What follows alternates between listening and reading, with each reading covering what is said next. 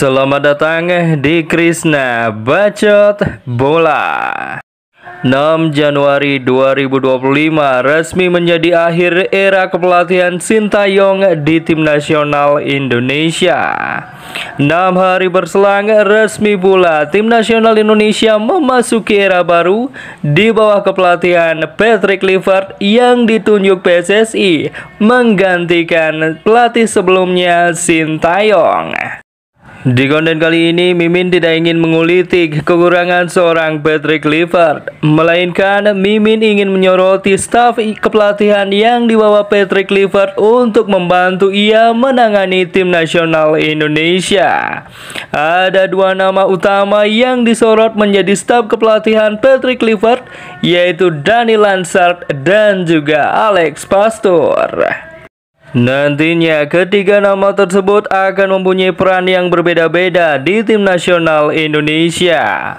Patrick Kluivert yang bertugas sebagai pelatih kepala akan bertindak sebagai pengambil keputusan.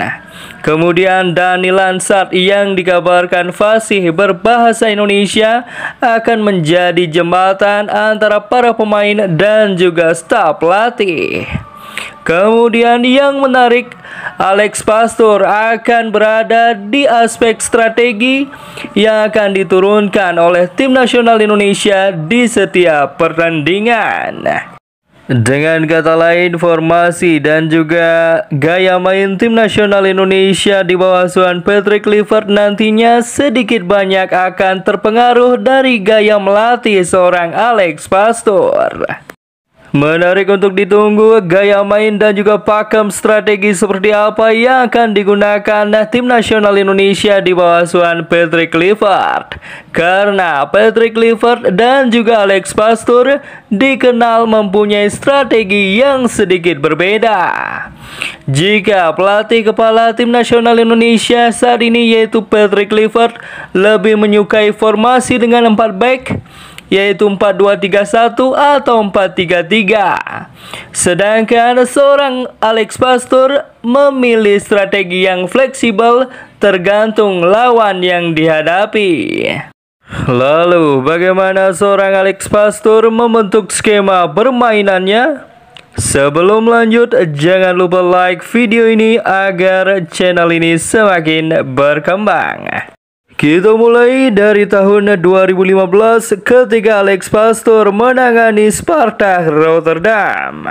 Di masa awal kepelatihannya di Spartak Rotterdam, seorang Alex Pastoor bahkan sempat mencoba formasi 4-4-2 Diamond, kemudian beralih ke 4-3-3, formasi yang membawa mereka juara Divisi 2 Liga Belanda. Kemudian ketika Spartak Rotterdam asuhannya sudah bermain di Eredivisie Belanda yang merupakan kasta teratas Liga Belanda, Alex Pastoor kerap menggunakan formasi 5-3-2 untuk melawan beberapa tim.